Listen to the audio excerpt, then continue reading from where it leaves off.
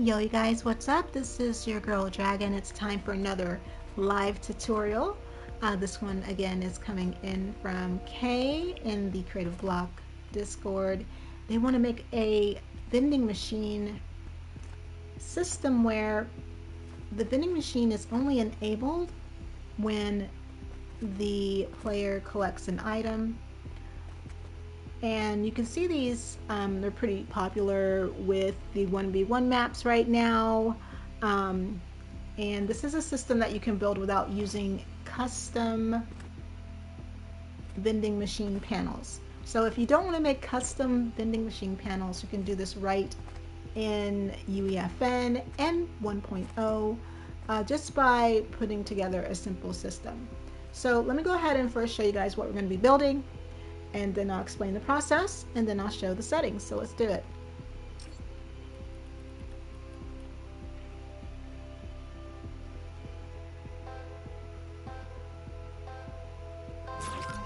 Alright, players spawn in and they see vending machine and they try to use vending machine, and you see that little black dot there. That's a message that you can have displayed that says, oh, you know, gotta find the secret first before you can open the vending machine. So you see that they can't do anything with it no matter where they go, and they can still see the image and they can still hear the vending machine.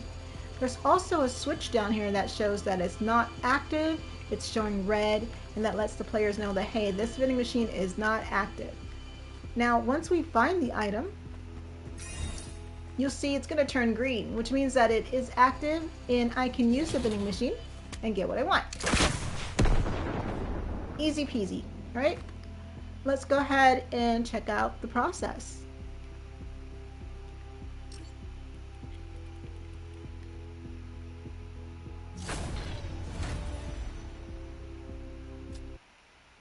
Alright, so the process is pretty simple. Players walk up, they press a button. Instead of pressing the interact button on the vending machine. So I'm going to go ahead and separate these into different components so you can see them better. So they press the button and a message is displayed on the HUD message device saying that, hey, you know, you got to find the secret item to open this vending machine, or to get this item on the vending machine. Once the player finds the item, and I'm using a collectible here, they're switched to a class that's only able to access that vending machine. Once they're switched to a class, this switch is going to turn green, letting them know that this vending machine is accessible. It's also going to complete the tracker, and you may not even have to use a tracker in this system, but I have it there just in case you want to use it. And then the button's going to disable, and then the vending machine button will appear because they will be the right class to use the vending machine. Once they press the button, they're going to be granted the item directly from the vending machine. Alright, so let me go ahead and put this back. Well, you know what, never mind. I'm gonna show the settings there, and then we can put it back. So I'm gonna go ahead and move this here. That way everything is in line. So let's go ahead and jump into the settings, and let's first start with the button.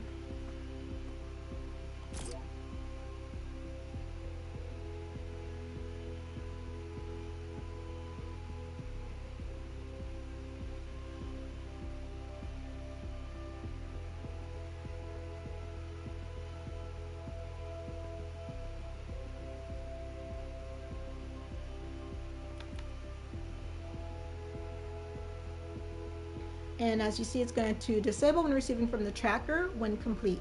And that's when they collect the collectible. And then when it's interacted on, it's going to send an event to the HUD message device to show.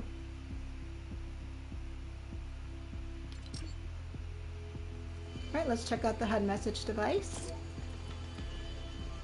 And this is where you'll put in your message. And you want it only to be shown to the triggering player.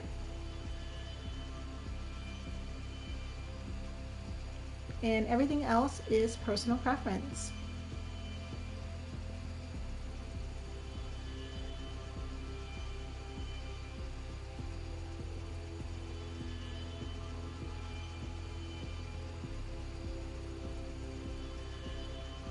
Alright, and then show when receiving from button. And that's it. Now let's check out the vending machine.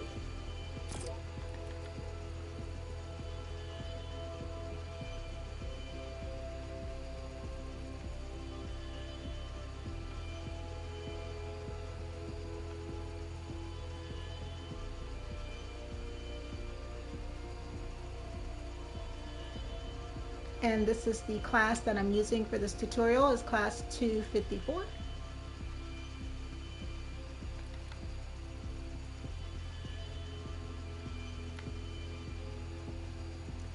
No functions, no events. All right, and then the switch.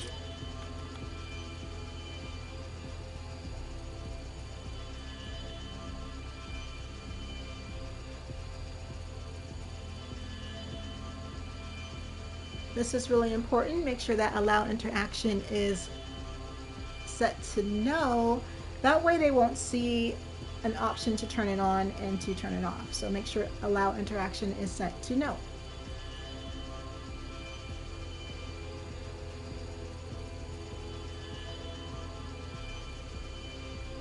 And if you're going to be saving states and whatnot, then you're going to be using persistence. So that's going to be here. You'll set this to yes, and that way it'll always be the state that it was last in from the last time they used it. So this tutorial does not include persistence, but I could definitely do one later on if that's something you guys want to know. Let's see, moving on to functions. So turn on when receiving from the collectible. So as soon as they collect that secret item, it's going to show that it is active and turn green.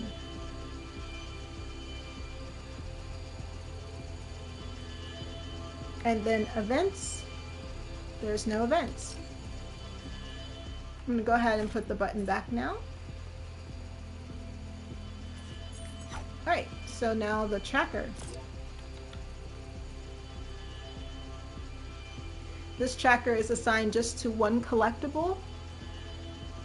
So it's only going to have a target of 1.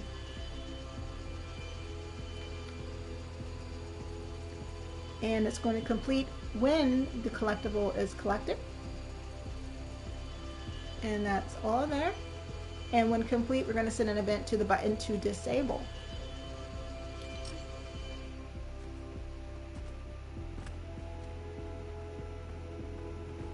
And just in case you didn't see, that was a little fast. Again, we're going to send an event to the button when complete to disable.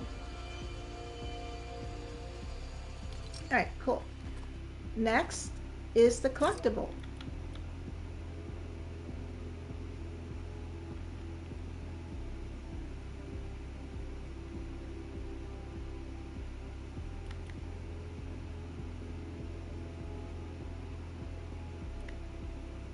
And when it's collected, we're going to turn on the switch. We're going to complete the tracker, and we're going to change the player who collected the item to class.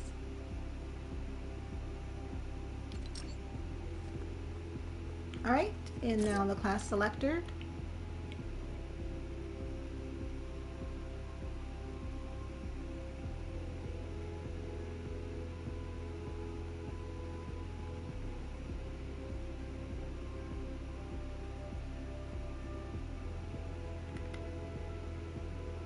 And change player to class when receiving from the collectible. And that's it, no events. And that is the entire system. Let's go ahead and run it through again.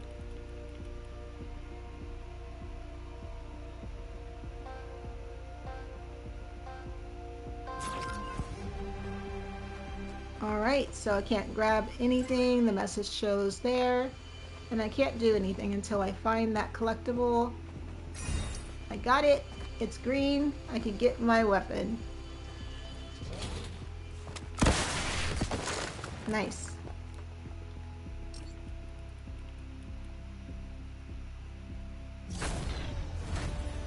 All right, so let's say you want to add a timer to this. You don't want them to pick up collectibles. What can you do? Well, you can use the tracker. And let's just make another one, right? And what we're going to do here is turn this one off so it's not a sign on game start. And this is going to track playtime elapsed. So let's do just like, yeah, 1 minute. And then we're going to take that off. And when complete,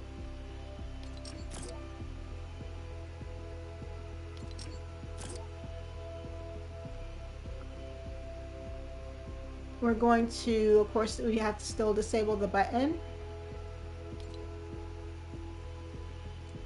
And if you're going to still be using classes, we're going to change player to class.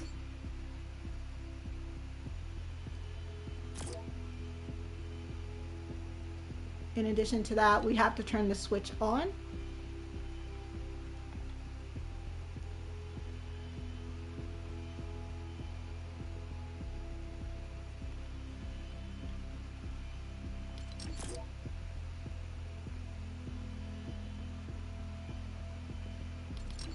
And so forth. So let's see here. This is going to sign on game start.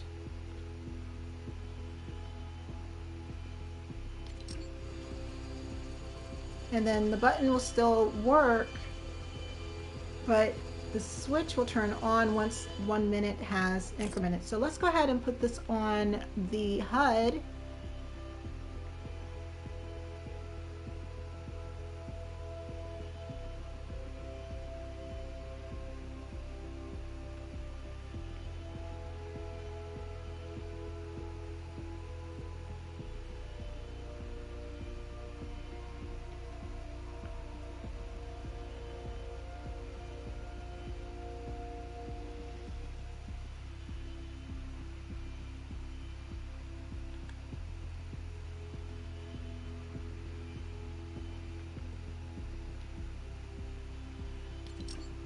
And we'll just have a secret item available.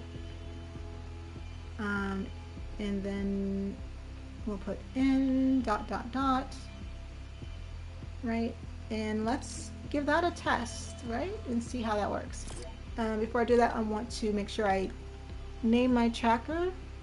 Instead of secret run, it's going to be time T1 for time 1. How about that?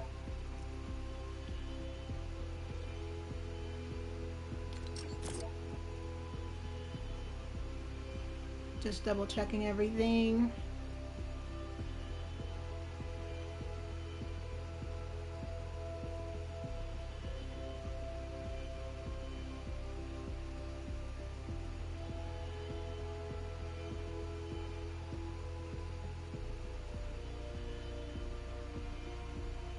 And triple checking everything.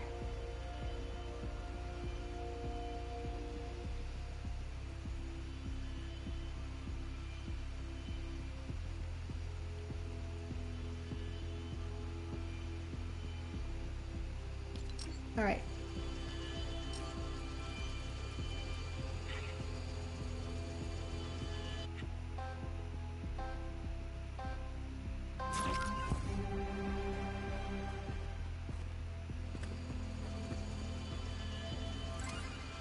All right, so I gotta make sure. I know I did put it to show on HUD, but let's just wait a minute and see what happens.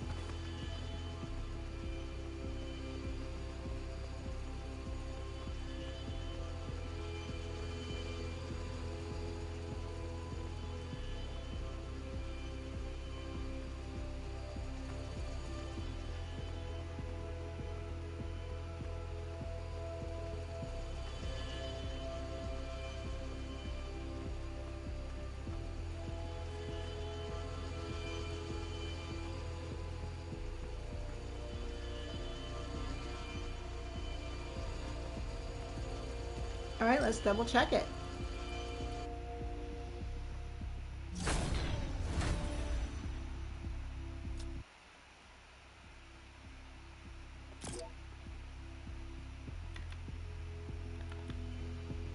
Sign on game start is on.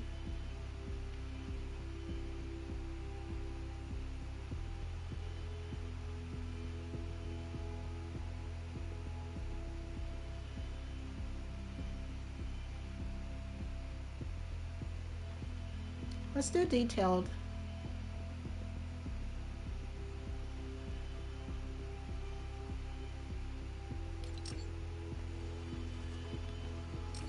And let me check my HUD.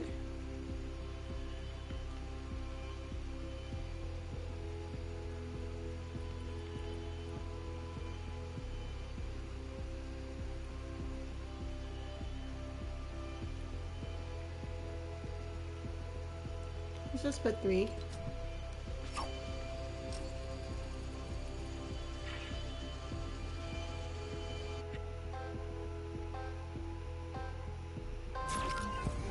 Okay.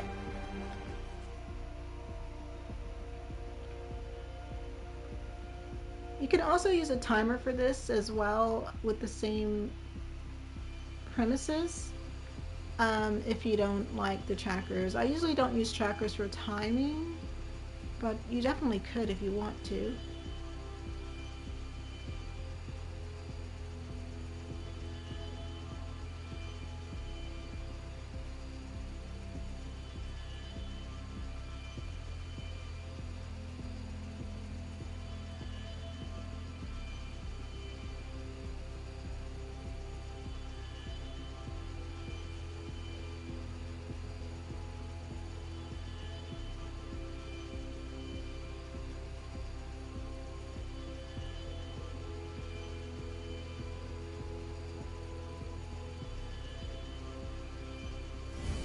There we go. We can get it. Nice. And that's how you do 2 different ways. What you'll do is when you're making these systems, let's say you have a wall full of these, keep in mind that each system is its own individual unit. Okay, so if you're going to have